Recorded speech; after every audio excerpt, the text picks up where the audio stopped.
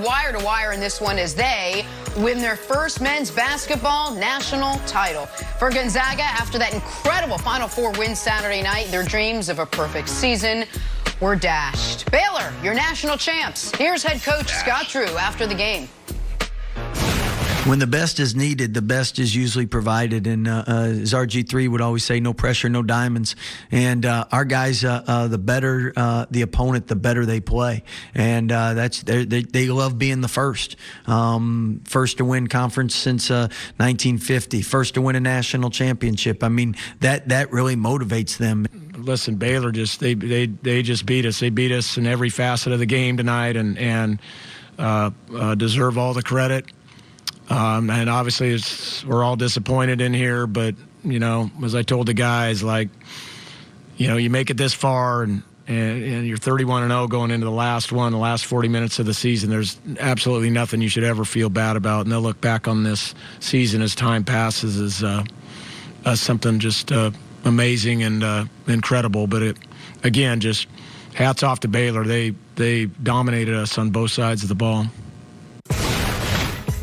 It's just hard to come back from what Gonzaga did Saturday night. Baylor, just the fifth team ever to defeat both Final Four opponents by 15 points or more. Nick, start with you. Why did last night happen the way it did? Why did it unfold that way? Because Baylor's better than Gonzaga, and I think Baylor was better than Gonzaga all year long. Listen, Baylor had 2 losses this season, which is why they didn't have the gaudy undefeated record that Gonzaga did. But all records are not created equal. Baylor had a stretch in December where they played 1 game in 17 days. They had a stretch in February where they went 3 weeks without playing, which I think you can say led to their slip-ups against Kansas and Oklahoma State in the Big 12 tournament. Oklahoma State, that is, 2 teams they had beaten in the regular season. But Baylor all year long looked poised to do this. And if you look at the final top 25 rankings prior to the tournament, and you look at who's in it, Baylor has now beaten this season teams 1, 2, 6, 9, 10, 11, 12, 13, 18, and 21. They ran roughshod over the best teams in basketball. Conversely, Gonzaga played some pretty good teams early in the season, and then once conference play starts, they play nobody. And then in this NCAA tournament, through no fault of their own, they got a pretty favorable draw because of the upsets, where all of a sudden you're playing USC and UCLA instead of Arkansas and Houston, as Baylor had to go through. And Gonzaga, I think, Brandon, was really damaged by their game back in December with Baylor being canceled, because they were not ready for the physicality, they were not ready for the athleticism, and they were not ready for those 2 pros in the Gonzaga in the Baylor backcourt. So I know this was an upset, but I don't think it was an upset as far as the inferior team winning. I think Baylor's better than Gonzaga, and they showed it for 40 full minutes last night. Right, and if we just stick to last night, Nick, Jalen Suggs goes down early because he's in foul trouble. 2 fouls early. Then Baylor Bears, what do? They go on the run. They were too fast, too explosive. They were too much. Gonzaga never had that run. Gonzaga never had a chance after that. That was the story. That was the end of the story. And then after that, when you look at the bigger picture, Baylor finished the job. Let's not forget. Let's go back to the end of last year. Entering the tournament, they were the #1 seed. They won 23 games in a row before COVID-19 hit and the tourney was canceled. So they finished the job. Baylor did not. It's terrible because I think we all deep down wanted to see a perfect season.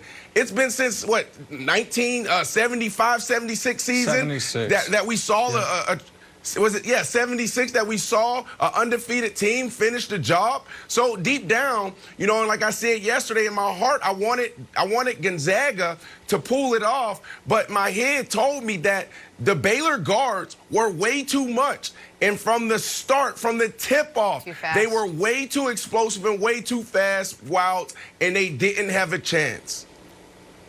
I totally agree, Brandon. I was shocked by how quickly this game was over. Because, Nick, you know who else came into a big championship match undefeated? Michael Spinks, 31-0. And then he faced Mike Tyson.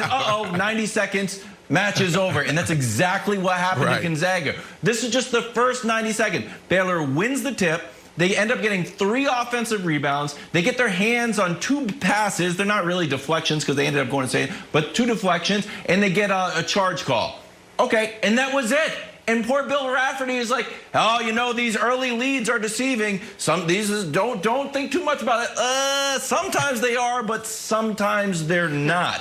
When you see how the game played out, the offensive rebounds, Gonzaga ends up getting 5. Baylor gets 16. Baylor gets 8 steals. Gonzaga gets 4. The lead balloons up to 20.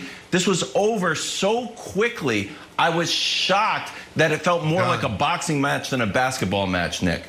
A basketball match? Well, I'm not shocked that when Wilds needed to go to his historical sports archive of what's an instance of someone or some team being undefeated and not finishing the job, he went Spinks Tyson as opposed to his beloved Patriots Giants because he's memory hold that game and he's pretending. What, Wilds? What? I'm wrong? I'm wrong? The Spinks Tyson. You know what team no one gave a shot to? The old Tampa Bay Buccaneers and Kansas City Chiefs got Ndamukong Suh punching him in the helmet. They weren't undefeated. I could have said that. I could have gone that one. Not undefeated. Nice to you. But speaking of undefeateds, I understand. Listen, I heard Jay Billis say that he will remember this Gonzaga team forever.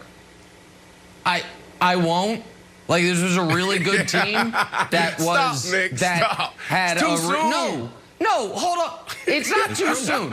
This was a really good team that had a great player in Suggs.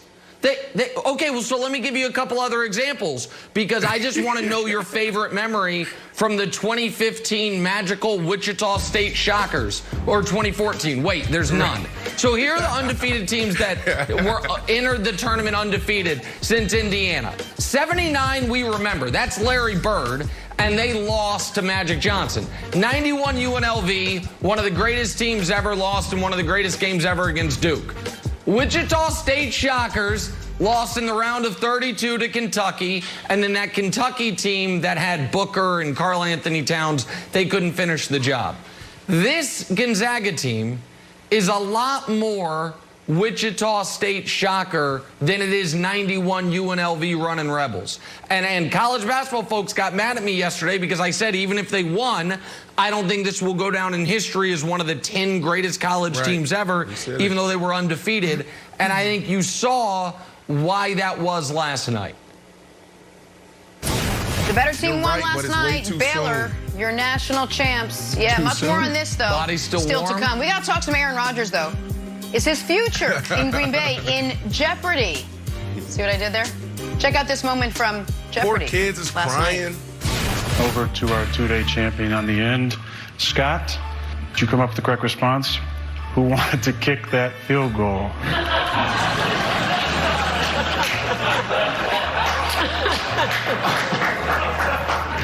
That is a great question. Should be correct, but unfortunately for this game today, that's incorrect. Saturday on